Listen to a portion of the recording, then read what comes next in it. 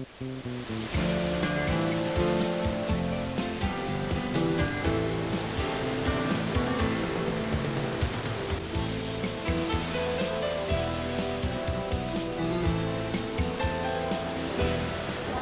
guys, thank you for joining us. Thank you for your time discussing with us. Please tell us a little bit about your practical research, about your experience, about how to integrate laser technology in cancer patients. Sure. Thank you for this opportunity to talk about. I wouldn't say laser because that's a strong term. We are trying to move away from that particular term and trying to say photobiomodulation, because, as you know, there are two types of lasers, which is one is surgical and the other one is, I call it therapeutic. Means like a pill, like a drug. So because I'm more of a physician than a surgeon, so it's to treat with the modality. So the one major thing which I have to take into account is we are dealing with a very special group of individuals who are not well. Yes. Means they're cancer patients. So they're all diagnosed with some sort of cancer, and once you have that, as you probably know, it is one of those nasty things which you can get as a disease, and we call them survivors. So once you have it, yes, so that's a term, right? So you survive, and then you are, there are different stages. So that is an important aspect of which I take into consideration as a researcher and a clinician. So you mentioned laser, so may I say photobiomodulation, okay? So using the low-level laser device. So before I place a photobiomodulation device to a patient who is already been diagnosed with cancer, I have to be extremely cautious, because I need to make sure that this device or what is emitting from the device or my intentions are not going to jeopardize the treatment. So that's my first rule. Very interesting. Yes. That is my yes. And I think that's a point. Yes, that's a number one point I have to explain to anybody who wish to, whether you're doing it or whether you are planning to do. This has to be taken on board. You have to give some serious thoughts on it, because cancers, as you know, you can have cancers from head to toe. So, okay. So I'm talking in a generalized sense. Yeah. I think there's a big difference in treatment. But in vice versa, if you are very successful in the theme, we can use it for other themes, just for prevention. Yes. And I think that's these both streams in the pose. You are in the extreme pose. Absolutely. You use the word prevent. Yes, I take that on board.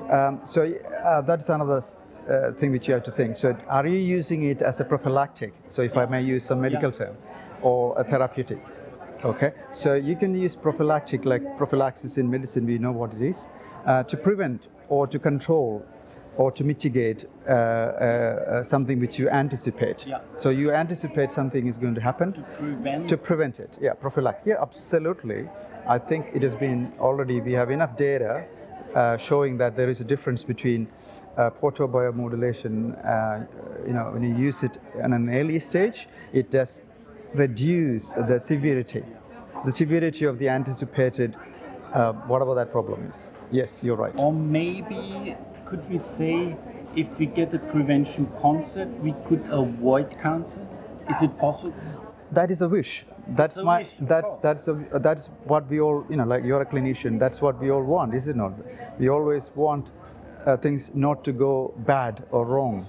But unfortunately, we are still dependent upon what we have as a prescribable modality. So I call PBM a prescribable modality, not just something which you buy from a shop and use it on a patient without having the understanding of what you're using, what is coming out of it, what is going to happen when that is something which I actually talked here at the World Congress 2 days ago, that I have kind of introduced a new term today, 2 days ago, called precision photobiomodulation. You probably are aware of that. Precision medicine is what is happening in the world now.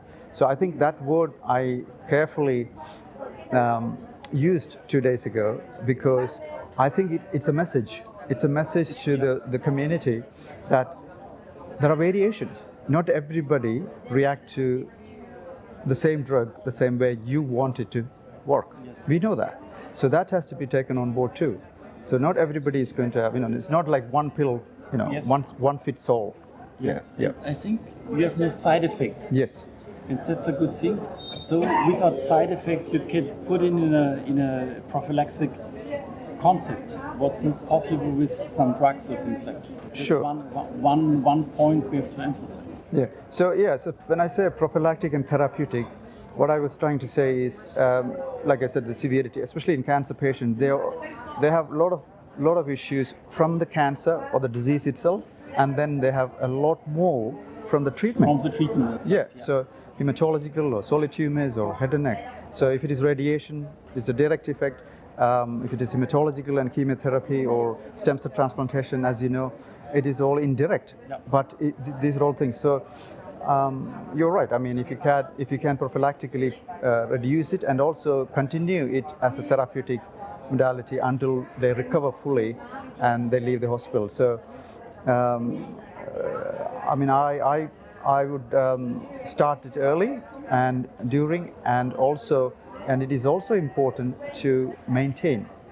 So there is a maintenance dose is important too. The beauty of, you mentioned adverse effects. So the good thing about, the reason why I jumped into this a decade ago is because PBM, or now we call PBM, has the least adverse effects, if you ask me, if you use it the right way, compared with the drug. Compared with the drug. Yeah, so that is a good thing. So I'm not going into the adverse effects. I'm talking about whether you're using it adequately to receive the anticipated or expected outcome. What is the treatment backwards? After years, that you have a protocol for treatment with PBM to prevent recurring of the cancer. Do you have some experience in this? Oh, you're talking about safety? Yeah. Okay. So not safety, just even after people survived, you survived, and to make a treatment protocol to get not backwards. So see, we are not treating cancer with PBM. Okay, we are treating only, so we are treating the complications of cancer, right? Side effects. So absolutely. So our concern is when you use PBM, for example, in an area, I'm talking either locally or systemically. As you probably know, PBM has biphasic, and also you actually have PBM on your bone marrow. The stem cells can actually take it from there and go to a target tissue and have an effect. Okay. So the effector cells are further away from where you apply. So that's important, isn't it? Yeah. Yeah. So that travels through blood or other system. So that is a local effect and a distant effect. So it's very robust, isn't it? Very robust mechanism, like a drug. Yeah. So that's my worry. What is the worry of a cancer patient? See, doctors treat surgically, or chemotherapeutic, or other radiation. The worry, the major worry for the clinician and the patient is the cancer coming back. Yes. Is it not? Secondaries. Secondaries. I know, that is one worry. Was this secondaries you can make some prevention with? No. That's what I was telling. PBM is not designed for cancer treatment at all. It is for the complications from cancer. So, for example, I can give you an example. Lymphedema, which is a swelling if you compromise the lymphatic system after surgery, like breast or head and neck cancers. That can stay for a long period of time as an acute problem and a chronic problem, right? So, what if I apply PBM for a neck or a breast patient, and at the tumor site, for example, the tumor was somewhere in your oral cavity, for example, you're applying this light. What if they come back after a year with a secondary tumor? And what if they ask you the question, oh doc, you actually put that red light on my face. Do you think that caused me this coming back?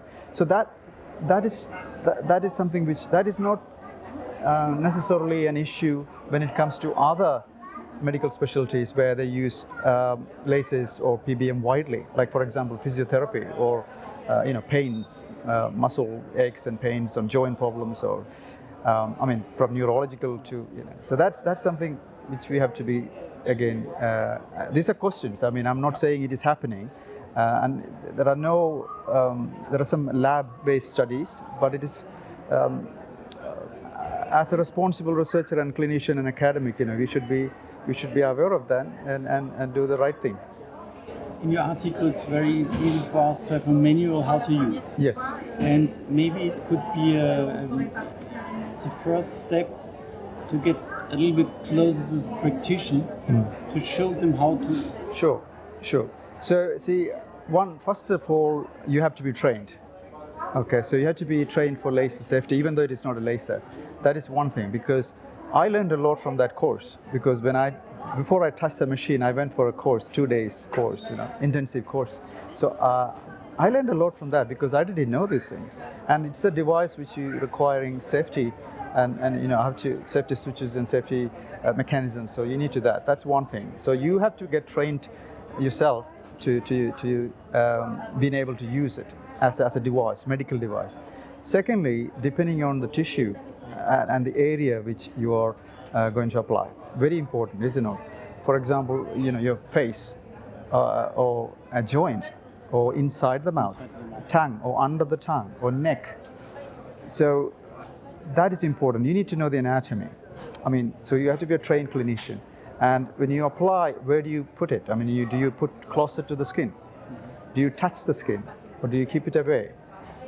Do you keep it as a steady, or you move it, a random motion?